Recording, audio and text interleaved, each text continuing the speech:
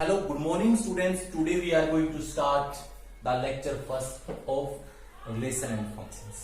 जो आज का जो टॉपिक है वो मोस्ट इंपोर्टेंट टॉपिक है। यही टॉपिक आपका 11th में भी आता है, यही सेम टॉपिक हमारा 12th में भी आएगा और कॉम्पिटिशन एग्जाम में भी ये टॉपिक आता है।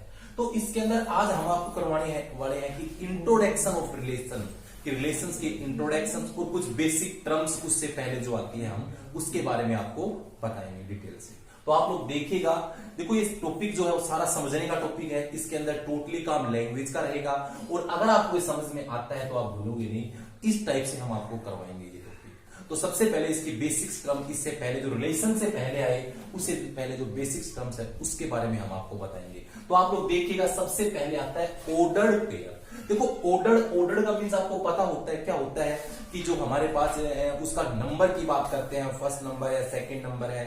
और पेयर मीन्स क्या होता है कि जिसके अंदर टू एलिमेंट्स होते हैं या टू ऑब्जेक्ट्स होते हैं, ठीक है ना। पेयर का मतलब दो होता है, दो के अंदर हम लेंगे इसको। तो आप देखो इसकी डेफिनेशन की अगर हम बात करें कि द ऑर्डर्ड पेयर क्या होता है, N ordered pair is the pair of objects. कि ऑर्डर्ड पेयर क्या होता है कि ऑब्जेक्ट्स या फिर एलिमेंट्स भी कह सकते हैं कि ऑब्जेक्ट्स या फिर एलिमेंट्स का पेयर होता है। पेयर किस टाइप का होता है, that can be taken in a specific order, taken in a specific order, जिसको हम एक स्पेसिफिक ऑर्डर के अंदर लेते हैं। देखो स्पेसिफिक ऑर्डर का भी समझते हो कि देखो पेयर ऑफ ऑब्जेक्ट्स, सबसे पहले ये बात इंपॉर्टेंट है, पेयर ऑब्जेक्ट्स का पेयर होता है। बट जो पेयर रहेगा उसके अंदर ऑर्डर वो स्पेसिफिक रहेगा। इट मींस जो हमारे पास जो फर्स्ट ऑर्डर पे आएगा उसको फर्स्ट ही रखेंगे, सेकंड पे आएगा उसको सेकंड रखेंगे। ये नहीं कि फर्स्ट सेकंड को हम चेंज करें तो भी हम उसको इक्वल कह सकते हैं, ये बिल्कुल पॉसिबल नहीं है। तो जैसे हमने कंसीडर किया है, let A comma B an ordered pair. ये मेरे पास कोई ऑर्डर्ड पेयर है ए कोमा बी। अब आप लोग देखिएगा, ए बी हमारे पास अगर ऑर्डर्ड पेयर है तो देखो यहां से अगर हमने क्या कहा है कि जो इनका ऑर्डर स्पेसिफिक होता है, इट मींस जो मेरे पास रहेगा, मान लीजिए आपने ए बी कोई ऑर्डर्ड पेयर कंसीडर करके चले हो आप, तो यहां पर जो ए रहेगा इसको बोलते हैं फर्स्ट एलिमेंट या फिर फर्स्ट कंपोनेंट भी बोल देते हैं। और जो बी रहेगा वो क्या रहेगा, सेकंड एलिमेंट या फिर सेकंड कंपोनेंट। क्लियर। तो यहां से इनका ऑर्डर स्पेसिफिक हो गया। ये नहीं कि हम फर्स्ट को सेकंड कर दें या सेकंड को फर्स्ट कर दें तो भी हमारे पास ये जो पहले वाला जो ऑर्डर पेयर है दोनों इक्वल रहेंगे। इट मींस ये हमने बताया जैसे ए बी, आप सोच रहे हो कि आप बी ए कर दे तो भी कोई फर्क नहीं पड़ता, बिल्कुल फर्क पड़ता है। ये दोनों इक्वल नहीं है क्योंकि यहां पर फर्स्ट एलिमेंट ए है बट यहां पर फर्स्ट एलिमेंट क्या है, बी। दोनों के फर्स्ट एलिमेंट डिफरेंट हो गए। तो ऑर्डर्ड पेयर के अंदर क्या मैटर करता है कि उनका ऑर्डर मैटर करता है कि किस ऑर्डर में है। और उसके बाद देखो ऑर्डर्ड पेयर को हम किससे कैसे रिप्रेजेंट करेंगे कि इसमें टू एलिमेंट्स का हम पेयर लेंगे। जैसे हमने पेयर लिया, एक ए लिया है, एक हमने बी एलिमेंट लिया है, और उसको कोमा से सेपरेट करेंगे और इनक्लोज करेंगे ओपन ब्रैकेट में। ये ध्यान रहे, आप लोग ऐसे नहीं कर सकते। कभी सोचो आप ऐसे कर दोगे ए बी और कभी आपने ए बी। देखो हमने बताया इससे पहला जो चैप्टर है, फर्स्ट चैप्टर जो हमने पढ़ाया, वहां पर हमने जो इंटरवल्स के बारे में, वहां पर जो ये जितने भी ब्रैकेट्स है इन सब की इंपोर्टेंस आपको बताई थी कि ओपन ब्रैकेट क्या होता है, क्लोज ब्रैकेट क्या होता है, कर्ली ब्रैकेट क्या होता है। तो देखो ये हमारे पास जो ये, अगर आप सोच रहे हो कि भाई यहां हम ये ब्रैकेट्स यहां पर कर्ली लगा दिया, क्लोज लगा दिया, कोई फर्क नहीं पड़ता, तो सारा फर्क पड़ता है, उसकी डेफिनेशन ही चेंज हो जाएगी। आपको पता है ये है सेट, ये क्या है, ए बी सेट की नोटेशन है ये हमारे पास, किसके अंदर टू एलिमेंट्स है ए एंड बी और ये सेट है। बट ये जो ए कोमा बी आपने ओपन ब्रैकेट लगाया है ये किसकी, ऑर्डर्ड पेयर की नोटेशन है। ये ऑर्डर्ड पेयर की है, तो ये इक्वल नहीं हो सकते। या फिर आप सोच लो कि इस प्रकार आ गया, ये बिल्कुल सारे कोई भी इक्वल नहीं होगा। तो याद रहे, ऑर्डर्ड पेयर को ओपन ब्रैकेट के अंदर इंक्लोज करेंगे, कोमा से सेपरेट करेंगे और उनका ऑर्डर जो फर्स्ट पे आएगा उसको फर्स्ट एलिमेंट रहेगा, सेकंड पे आएगा वो सेकंड एलिमेंट रहेगा। ये कभी नहीं होगा A B not equal to B A, ये नहीं होगा बिल्कुल भी। ये इक्वल कब होंगे, जब दोनों इक्वल हों। ये मेरे पास जो हम नोट लिख सकते हैं, चाहे तो ये नोट हमारे पास फर्स्ट है कि A B not equal to B A, और ये भी नहीं होगा। थर्ड अगर हम देखें कि अगर आप लोग लिखते हो A B is equal to B A, so ये पॉसिबल को कब होगा, if and only if A equal to B, जब आपके पास क्या हो, ए इज इक्वल टू क्या होगा, बी, तभी आपके पास ये इक्वल होगा। तो आप लोग ध्यान रखेंगे ऑर्डर्ड पेयर की डेफिनेशन क्या है और किस प्रकार उसका ऑर्डर हमारे लिए जो इसके अंदर है कि एलिमेंट्स का जो स्पेसिफिक ऑर्डर है किस प्रकार मैटर करता है, हमने वो बात आपको बताई है। उसके बाद अगर मेरे पास जो इसके अगर आए equality of two ordered pair, मैं आपको अगला इसी के अंदर बताता हूं, equality of two ordered pair. अब बात आती है इक्वल। मान लीजिए आपके पास A and B two ordered pair है, अगर वो दोनों इक्वल है तो क्या कंडीशन होने वाली है, तो क्या लिख देंगे, let A P and C D be two ordered pair, A P and C D be two ordered pair if they are equal, if they are equal. It means क्या कि A B comma C D are equal. तो क्या condition होगी, if and only one condition होगी, first component equal to first. इसके अंदर इसका first element A है, इसका फर्स्ट एलिमेंट, तो first element equal to first element of first ordered pair equal to first element of second ordered pair and second element of second ordered first ordered pair is equal to second element of second ordered pair. तो ये condition आप ध्यान रखोगे। Equality तभी possible होगी जब first component first के equal होगा, सेकंड कंपोनेंट सेकंड के इक्वल होगा। तो आपको मैंने ऑर्डर्ड पेयर और टू ऑर्डर्ड पेयर इक्वल क्या कब होते हैं उसके बारे में बताया। अब उसके बाद देखिए आप क्या पढ़ोगे, Cartesian product, Cartesian product of two sets का हम कार्टेशियन प्रोडक्ट किस टाइप से हम करते हैं। तो देखो कार्टेशियन प्रोडक्ट, आपको पता है कि प्रोडक्ट कार्टेशियन के अंदर जो वो हमारे पास रहेंगे, जो इसके अंदर ये क्या है, Cartesian product is the set of all the ordered pair. तो कार्टेशियन प्रोडक्ट क्या होता है, सभी ऑर्डर्ड पेयर का सेट ही होता है। तो हम देखो कंप्लीट इसकी डेफिनेशंस की बात करें तो किस टाइप से क्या करते हैं आप देखिएगा कि let A and B be the two non empty set, two non empty set दे रखा है। The Cartesian product of A and B is denoted by, कि कार्टेशियन प्रोडक्ट जो ए और बी होगा उसको किससे भी नोट करेंगे हम, ए क्रॉस बी। देखो इसको हम ये ए क्रॉस बी है, इसको पढ़ेंगे ए कार्टेशियन बी पढ़ेंगे, इसको नोटेशन है।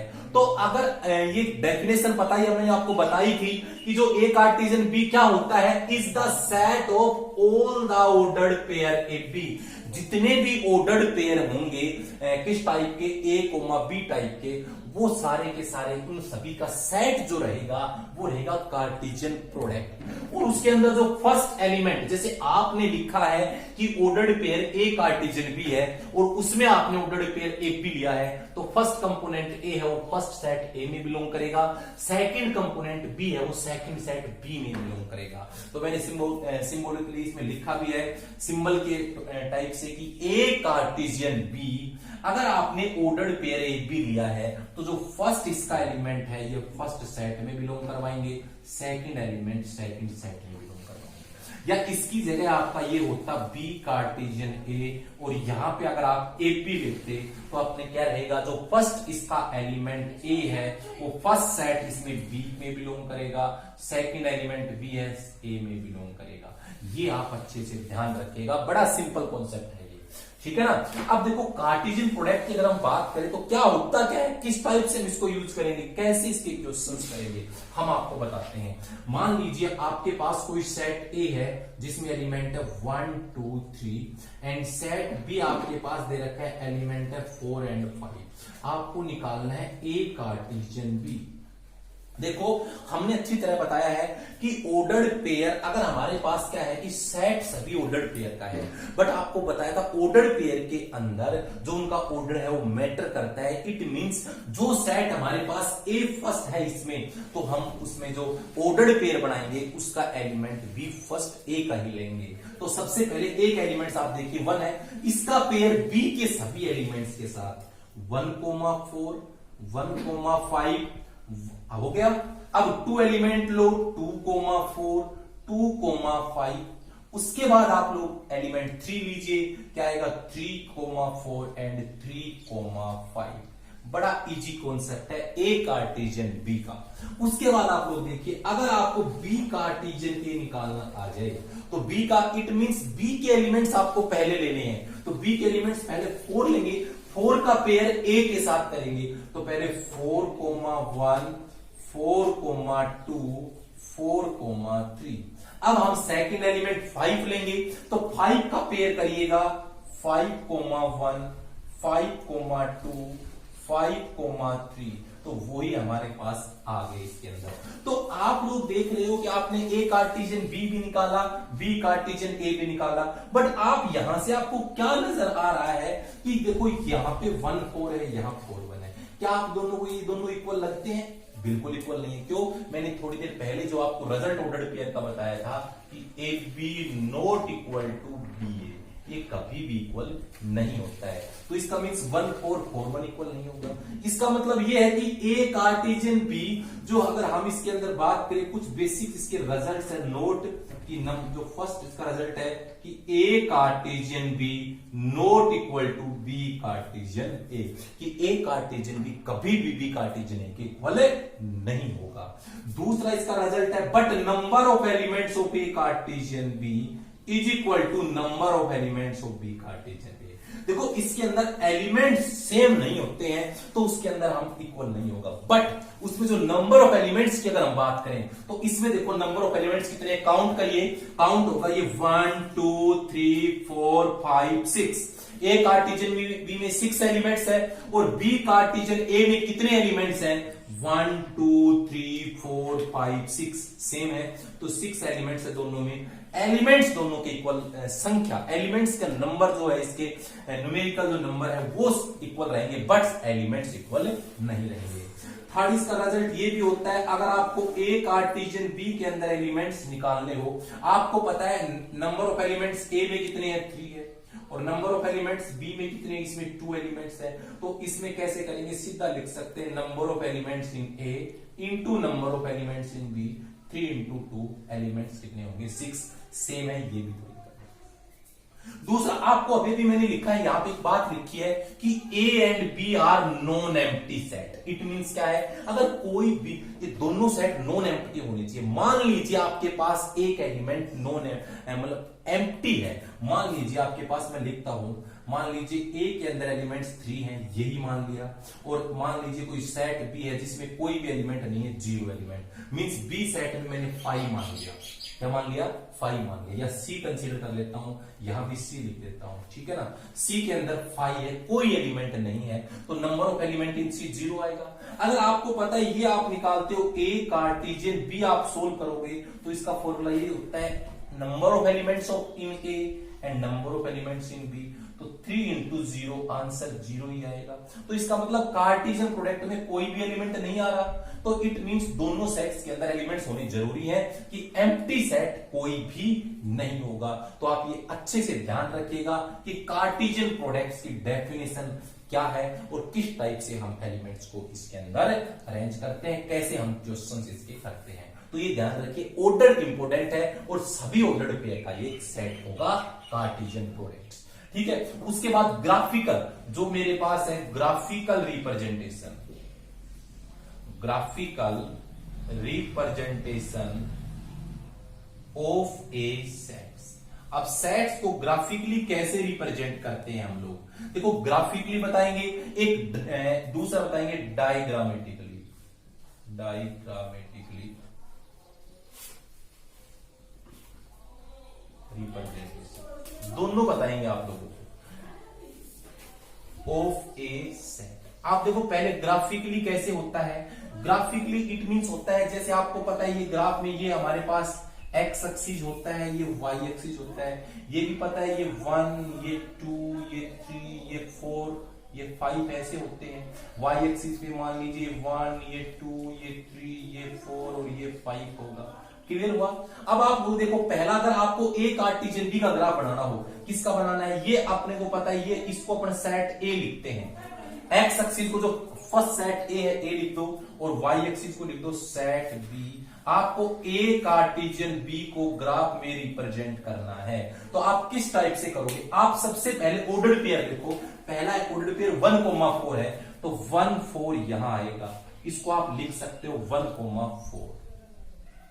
क्लियर? दूसरा है 1,5, तो 1,5 यहां है, देखो 1 y 1,5। फिर उसके बाद देखो 2,5, तो 2,5 यहां है, 2,4 यहां है, तो ये वाला 2,5 हो गया, ये हो गया 2,4। उसके बाद आप देखो 3,4, तो 3 यहां और 4 यहां पर है, ये 3,4 होगा, ये है 3,5 होगा। इस टाइप से आप लोग ग्राफिकली ग्राफ में इनको नोटेशन कर सकते हो। मतलब एज ए आपको क्या लेना है, जो फर्स्ट कंपोनेंट रहेगा उसको x कंसीडर करना, सेकंड कंपोनेंट रहेगा उसको y कंसीडर करना आप लोग। उसके बाद हमारे पास है जो इसको डायग्राम बेसिस किस टाइप से करते हैं, देख लीजिए। मान लीजिए मेरे पास ये है, इस प्रकार हमने कर लिया है। ये हमारे पास क्या है, ये ए सेट है, ये सेट बी है। ए में एलिमेंट है 1 2 3, इसमें है 4 5, यही है। अब आप देखो डायग्राम से कैसे करेंगे, तो बताओ 1 की 1,4 है, तो 1,4 इधर जाएगा, 1,5 ये आएगा, क्लियर। फिर 2,4 है, तो 2,4 इधर जाएगा, 2,5 ये आएगा। उसके बाद 3,4 है, तो 3,4 यहां गया और 3,5 ये आ गया। तो इस प्रकार ये रिप्रेजेंटेशन कैसा है, डायग्राम में हम कोई भी डायग्राम में इस प्रकार डिनोट करना हो तो हम इस प्रकार करेंगे, ग्राफिकली हम इस टाइप से करेंगे। तो ये जो हमारे पास है अच्छी तरह आपको समझ में आए होंगे। और इसके अंदर कुछ रिजल्ट्स हैं, वैसे रिजल्ट्स कोई खास भी नहीं है। जैसे मान लीजिए ये आपके पास ये आ जाता है ए कार्टेशियन बी यूनियन सी है, तो देखो रिजल्ट के अकॉर्डिंग हमने पहले भी आपको डिफरेंस इंटरसेक्शंस के करवाए हैं।